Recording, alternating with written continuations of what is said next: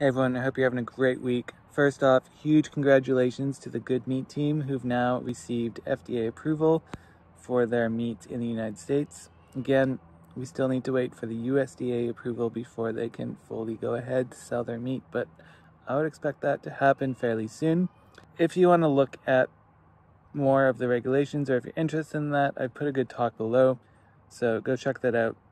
That gives a really good detail and information on all the regulations and how it all works in the United States.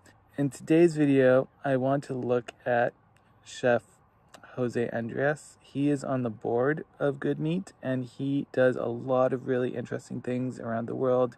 There's a food nonprofit that he runs. He runs a lot of restaurants. And he just does a lot of really interesting things with food. Super great guy to have on your board, and I think he'll be a really interesting person that can help Good Meat achieve a lot of success in the United States. They're actually planning to launch with one of his restaurants in Washington, D.C., which, in my opinion, is a pretty big thing for the sector because as more people in Washington learn about the technology, we'll see where it goes. But I've also put a link to his podcast. He runs a podcast as well. I put a link to that in the description. So if you're interested in learning more, go check that out. With all that, let's get into the video. They just said, do you want to come talk to José Andrés? And I said, yeah. What else am I doing? We're talking about food diplomacy. I mean, I'm a chef. What do you expect to find in my house? I have a bologna from 2 parts in California. Mic check, 1, 2, 3. Mic check. You laugh, you cry, you dream, you feel pain, you feel hope. Well, this interview just got very interesting very quick. It's okay if I smoke a cigar or it looks bad on the school. Shall we do our thing? Are you guys? Okay, let's go. So thank you for doing this. It's a pleasure to talk to you. And we're approaching a year. I mean, we're basically at a year of living in this pandemic. And I know you've spent much of the year traveling and doing work with World Central Kitchen. But if you don't mind kind of walking us back to where you were a year ago and how it first dawned on you that this was something that was going to change all of us for a long time. So, I am a cook that I'm always fascinated by. Obviously my profession, feeding the few, feeding the many. But beyond that also in emergencies, strange moments of humanity, I am always trying to learn the role that food plays. I think around the 6th of February is when the world becomes smaller, when we get the phone call that is a cruise ship coming to Yokohama, Japan, and they were asking us to help them feeding the first cruise ship with official COVID cases. That's what we did. That obviously followed with a very good response. Thousands of meals, 3 meals a day in a foreign country that we never really responded before yet. But we put into action our know-how, which is we are a small organization, but it's created by chefs. Obviously, I'm one of them. And it's restaurants and chefs everywhere. So technically, we have no infrastructure anywhere, but then, in my eyes, we have infrastructure everywhere. Before we knew, we were tackling the issue in Japan, feeding people, keeping our team safe, keeping the people delivering the food safe, and keeping the people inside the cruise ship. Why we were the right organization to fight the pandemic through food? Because we handle moments in Haiti and Mozambique where cholera was an issue. And our teams always excel providing food, keeping every one of our teams safe, but keeping the camps and the places we were feeding safe. Why? Because we had good protocols. Simple, but good protocols. We were part of the solution, not becoming part of the problem. Because I think at the end we are all learning that the pandemic is not the pandemic of the few, it's the pandemic of everybody. We need to see that it's not them versus us is we are one country, we are one planet, we are all together on this. World Central Kitchen and you were working all over the world during this pandemic. When so many of us have been stuck in our homes, you all were out there doing the work, feeding people in all these different countries. And it's remarkable to think how you've built this organization. This was an idea your wife had to start a food organization, to think about how we feed ourselves, how we can feed other people. The earthquake in Haiti happens, and all of a sudden that idea is put to the test very quickly. Can you talk about what you learned on that first mission and how you have built the organization based on those lessons? Obviously, the Haiti of 2010 was the main reason why World Central Kitchen was created. But obviously, we have to go before. My wife very much was like, "What are you waiting for? You know, you love this thing. Don't stop talking about the missed opportunities and just go and make them happen." But sometimes we talk too much, quite frankly, about food waste. What the heck about food waste? What about people waste? What about people feeling that they don't belong?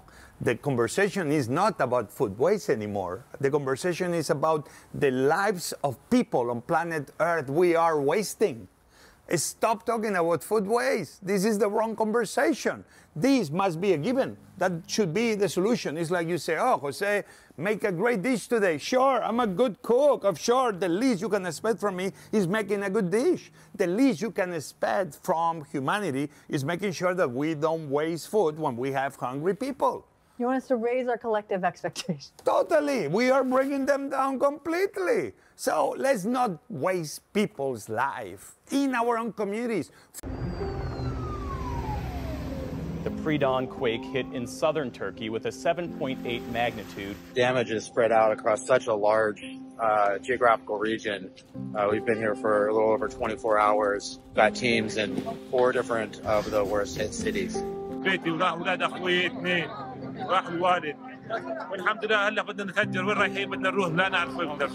Doesn't matter in which direction you look, somebody has been affected. So guys, this is very much what World Central Kitchen has been doing here. Here you can see the team. We've set up a warehouse in Osmaniye. We also have a field kitchen here. And this is full of food product, equipment, all sorts of supplies that we are pushing out to all of our field kitchens and areas in need across the region. This is the town of Morak, and this is a central kitchen they have. They have 3-4 pots.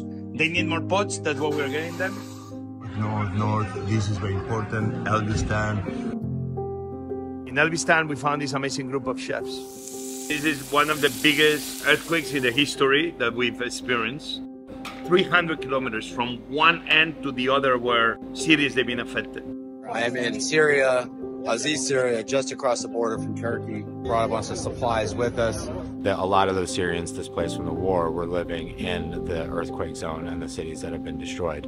We're looking at least a couple months of support with hot meals at minimal. It's been really important that the community kitchens are able to get meals out into remote villages and areas that are not very accessible. So we've brought vans, food trucks, and vehicles along with staff that are helping push that food out, bringing it to the people, directly door to door, doing that last mile delivery.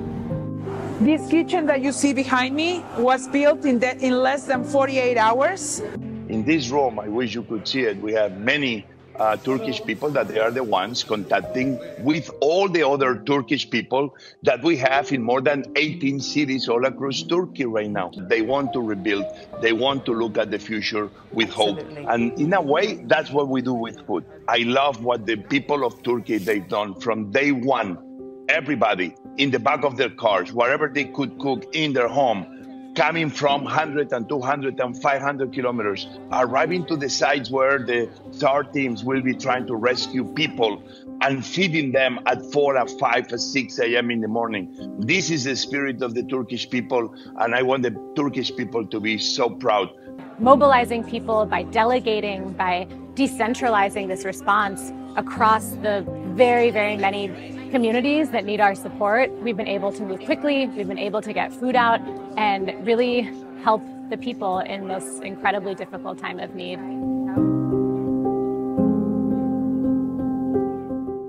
I'm fascinated by the history of the world through food. One of the books I own is from a scientist that in 1810 he published. And he very much, his name was Nicolas Appert. He was the guy that invented canning. Yes. And he did that because Napoleon Bonaparte was giving 10,000 gold francs to anybody that will come up with a system to feed the troops in the front lines. Yes. Thanks to Napoleon, we had this kind of huge advancement in how to make sure that the goodness of the earth could be used, protected, and put into a yard so people could keep feeding themselves. And this has been an amazing, it doesn't seem sophisticated, but to me it's still an amazing sophistication. We saw how the school lunch program that began in America after World War II, in part was because Pentagon, the Department of Defense, were the ones saying we need to keep feeding young Americans better, or if not, we will not have soldiers to keep joining the ranks. So we see the power of the governments of the time used to keep moving technology a new way through pure technology or good policy that is always good politics, and etc. to solve problems that involve food. Today we see in places like Somalia that they may be going they are already going through a huge hunger issue, can be even worse because they've been having many years of continuous drought. Water is becoming one of those huge issues. It's nothing new, but will only get worse. What else America, rich countries, Europe, we can be doing to be putting more research money in making sure that, I'm going to be sounding crazy, Secretary Blinken, and forgive me, like milking the clouds, like places that we see clouds above. How can we make sure that no cloud is ever wasted? And everything else, from new technologies to have better farming, better irrigation. Are we doing enough as America investing dollars that at the end is not used to help America and help others, but at the end is good investment that becomes good policies that then becomes good politics for all? Should we do more? So we're already doing a lot, and we're already doing, I think, more than most. I mentioned the World Food Program. We provide about 40% of its budget. If you look at other major countries around the world, they're providing a lot less. However, yes, I believe we can and should do more, but the question is, what do we do and how do we do it? I think there's some very fundamental things that can carry us forward, where that money that you just talked about, particularly in research, in science, in finding new tools, can make a powerful difference. For example, we know that in Africa, two of the challenges in really producing durable food productive capacity are making sure that the soil is as rich and strong as it can be, and that the seeds that go into that soil are resistant to challenges like climate change. A focus on making sure that we are researching and then deploying the best methods for ensuring the quality of soil and the resilience of seeds, that I believe can make a huge difference going forward. That's something that we're very focused on right now. So, Secretary Blinken, I know these are challenging times. Thank you very much for being here in Longer Tables. Thank you. Can probably understand why Good Meat decided to bring him onto the board and why they're going with one of his restaurants in Washington, D.C. first. I'm Chris. We'll see you in the next video.